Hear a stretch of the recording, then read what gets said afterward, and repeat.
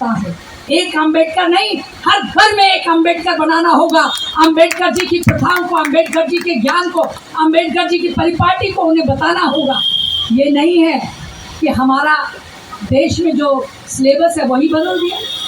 हमारे उसमें से बहुत सारे पाठ जो के बारे में एक चीज मैं कह देता हूँ कि ये वो है जैसे हम सरकारी कर्मचारी हैं और इनके जो के जिसे कहते हैं, जिनकी पुत्र वधू टीन सोललाल जी जो कि मेंबर ऑफ पार्लियामेंट करोलबाग रहे, और हमारे भाई साहब विजय तीरथ जी जो कि हमारी तरह सरकारी कर्मचारी बैंक में थे। किशोर तीरथ जी ने नौकरी छोड़ के समाज सेवा को अपनाया और अपने समाज को आगे बढ़ाया, जो कि बलजीत नगर विधानसभा जो पटेल नगर है लगातार 3 बार एमएलए रही, और मेरे ख्याल मुझे ध्यान है 3 से 4 बार एमपी भी रही, और महिला बाल विकास मंत्री रही। और आने वाला समय हम शुभकामनाएं देते हैं 15वां स्थापना दिवस पे। अम्बेडकर स्मृति सदन में आई हैं, नारी शक्ति एकता को जिंदाबाद। और इन्हीं के साथ सर्वप्रथम मैं मंजू खनगवाल जी जो कि पूर्व निगम प्रत्याशी रही हैं, उनसे अनुरोध करूंगा टीम के साथ हमारे बीच में माननीय पूर्व केंद्रीय मंत्री और दिल्ली सरकार की मंत्री रही श्रीमती किशोर तीरथ जी का फूलों के साथ स्वागत की जाए और जोरदार तालियां लगाई जाए।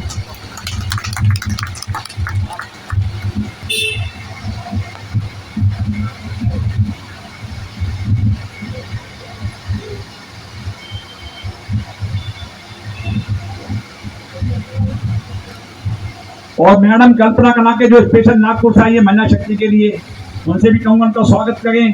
राजस्थान से सपोर्टर से आई हैं पुष्पा मीना जी और प्रजापति समाज। ये इस बात का संकेत है कि SC ST OBC माइनॉरिटी एकता है और यही आवाज आपको आगे ले जाएगी। देख लीजिएगा, ये आपके बीच में मैडम किशोर तीरथ जी हैं जो आपकी आवाज बनेगी, इनको इतना अनुभव है, जो एक शिक्षित महिला है और एक शिक्षित महिला नहीं पूरे समाज को जगाया है।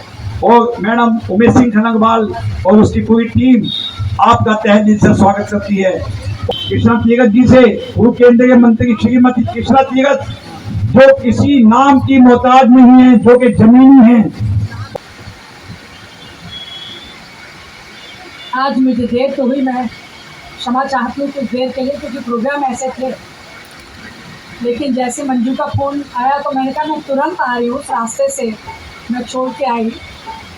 मैं क्षमा प्रार्थी हूँ क्योंकि अम्बेडकर के अनुयायियों को समय का ध्यान तो रखना ही चाहिए, लेकिन आजकल की भागदौड़ की ज़िंदगी और दिल्ली का ट्रैफिक जो कुछ भी है, फिर भी मैं आपके बीच में आई। उमेश सिंह जी ने मुझे बहुत पहले से इस प्रोग्राम के लिए बताया था।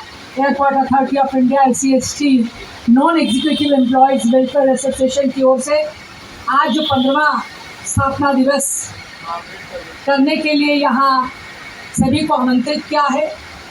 बहुत सारे लोग यहाँ आए और अपने बात रख के गए होंगे। मेरे साथ यहाँ अध्यक्ष रामजीत साहा जी, उपाध्यक्ष संजय गुजर जी, RA मीना जी, संयुक्त सचिव है, सजमन सचिव सतवीर सिंह जी, पुष्पा मीना जी, मंजू खनगवाल जी, उमेश सिंह जी, सुनीता जी, कविता जी, और जो भी कल्पना जी, बहुत विस्तार से उन्होंने बताया महिलाओं के बारे में। मैं ये जानती हूँ कि ये देश बहुत बड़ा देश है जो धर्मनिरपेक्ष है, जहाँ बाबा साहब डॉक्टर भीमराव अंबेडकर जी ने संविधान के तहत, संविधान के अंदर जो उन्होंने अपने बुद्धि से, ज्ञान से, अपने हाथ से, अपनी कलम से लिखा, उस संविधान के नाते आज हमें ये शक्ति मिली है कि हम जहाँ चाहें, जिस जगह पे भी उस ज्योत को, उस मशाल को बाबा साहब ने जो हमारे हाथ में दी है, उसको लेके हम उजाला करते हुए चलें। और यही कारण है कि उस संविधान में जो हमें अधिकार मिले हैं वो SC ST OBC के ही नहीं है, बल्कि हर प्रकार के देश में रहने वाला, वो महिलाएं हैं, वो पुरुष हैं, वो सरकारी कर्मचारी हैं, वो प्राइवेट बिजनेसमैन हैं, जो दुकानदार हैं, चाहे वो किसी जाति के हैं या धर्म के हैं या भाषा के हैं, प्रांत के हैं, सबको वो अधिकार है जो बाबा साहब ने संविधान में लिखित किया है। आज बहुत दुख होता है कि उस संविधान के एक एक करके उसके टुकड़े करते चले जा रहे हैं। हमारी आवाज़ उठती है पूरे देश भर में। जो हमारा 30-35% जो आरक्षित लोग हैं, अगर हम OBC, SC, ST, OBC, minority को सबको मिलाएं तो करीब करीब 85% हम लोग हैं। लेकिन राज उन 15% लोगों का है जो हमारे अधिकारों को कुचलने में, उनको तोड़ने में, उनको ख़त्म करने में अपनी शान समझते हैं। मैं ये समझती हूँ कि हमारे इस भारत देश में महिलाओं के, जैसे कल्पना जी ने बताया कि महिलाओं के ऊपर बोले, पहले तो मैं कहूँगी आपका 15वां स्थापना दिवस है, ये इसी तरह से बढ़ता चला जाए, हर बड़े से बड़े मंच से प्रोग्राम करे। मैं हमेशा तैयार हूँ आपके साथ कंधे से कंधा मिला के चलने के लिए भी।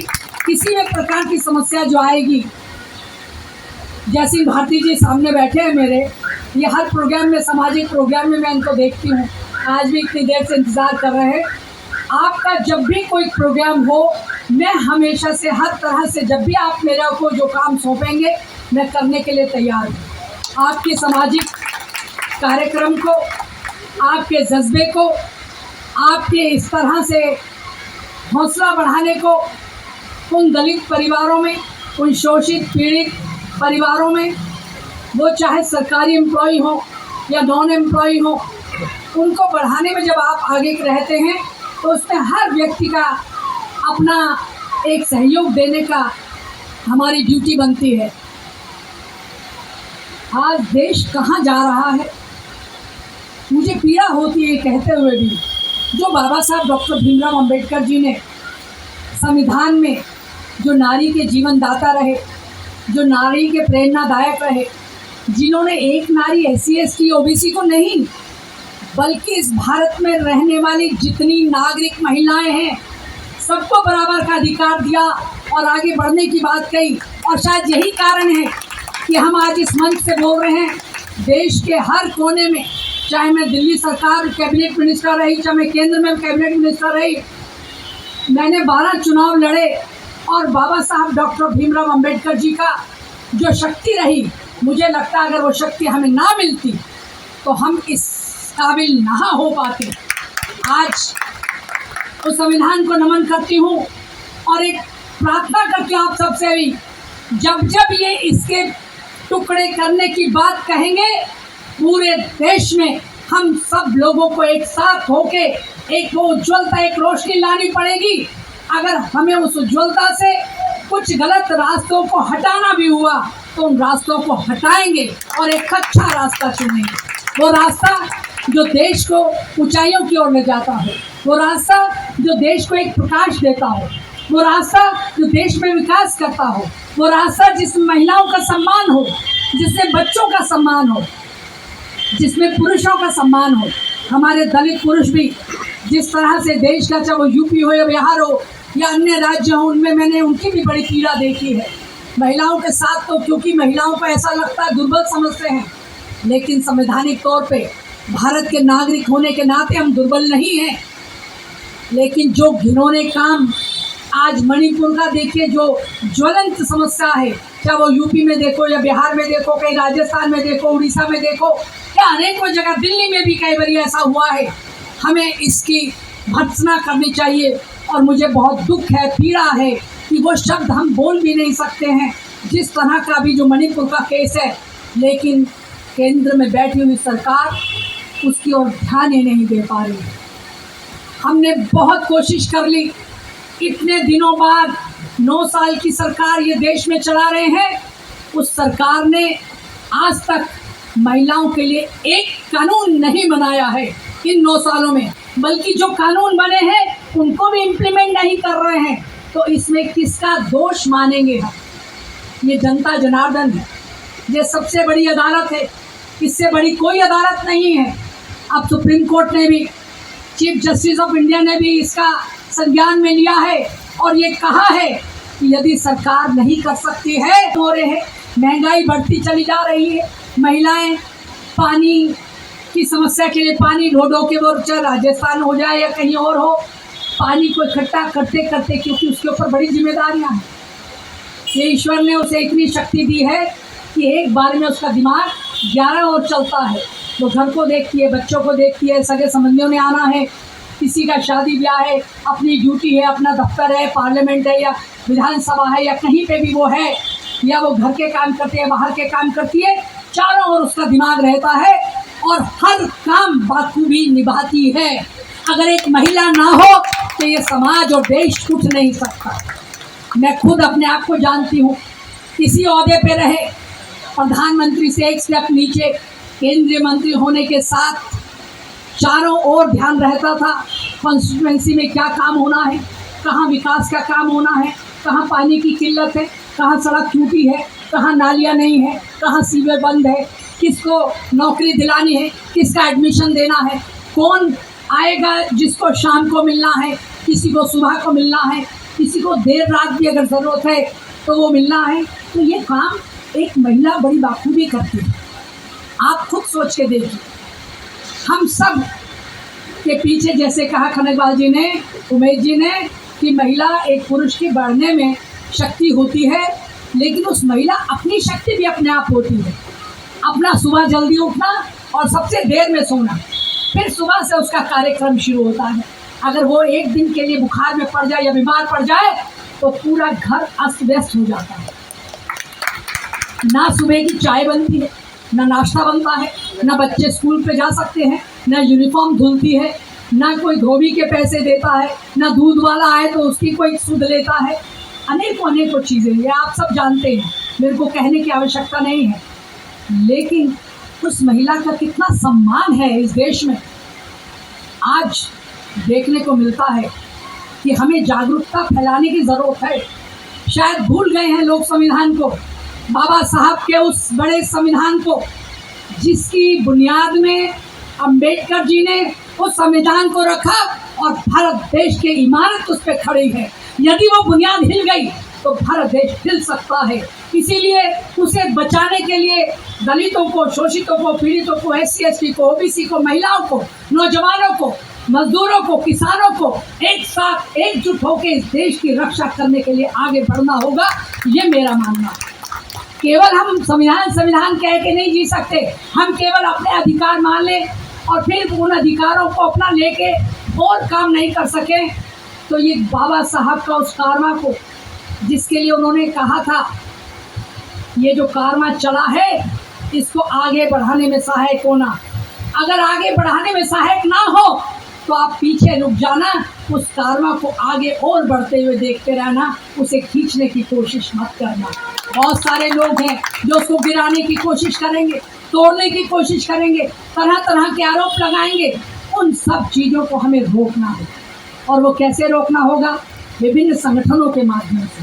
जैसे आज उमेश जी ने प्रोग्राम किया है, पूरे देश भर के हर गली गली, मोहल्ले मोहल्ले, शहर शहर में हमें जाके इन प्रोग्रामों की अगर ज्योत जगाएं, ये रोशनी पैदा करें, वो मशाल जगाएं, जिसमें आने वाले बच्चों को, एक नई पीढ़ी को, एक बाबा साहब के लिए जो उन्होंने हमारे लिए किया वो हम उनमें जागृति पैदा करें, तो मुझे लगता है ये मुमकिन हो सकता है। एक अम्बेडकर नहीं, हर घर में एक अम्बेडकर बनाना होगा। अम्बेडकर जी की प्रथाओं को, अम्बेडकर जी के ज्ञान को, अम्बेडकर जी की परिपाटी को उन्हें बताना होगा। ये नहीं है कि हमारा देश में जो सिलेबस है वही बदल दिया। हमारे उसमें से बहुत सारे पाठ जो ज्ञान के थे, विज्ञान के थे, हमारे पूर्वजों के थे, हमारे स्वतंत्रता सेनानियों के थे, हमारे देश की आज़ादी के थे, अम्बेडकर जी के थे, फूलोबाई के थे। हम बहुत सारी चीज़ें हैं जो स्मृतियाँ हमारे मानस पटल पे है, लेकिन वो हम बच्चों को कैसे देंगे? हम इनको कहना चाहते हैं किताबों से सिलेबस बदल सकते हो, लेकिन जब जब अनुसूचित जाति जनजाति के लोग और महिलाएं आगे बढ़ेंगी, हम उन पाठ्यक्रमों को लोगों के बीच में घर घर तक पहुंचाएंगे और भूलने नहीं देंगे। उस जोत को जागृत रखेंगे जब तक तुम हट नहीं जाते और अच्छी सरकारें आ नहीं जाती। ये मेरा मानना है। आज ज़्यादा ना कुछ कहते हुए आप सब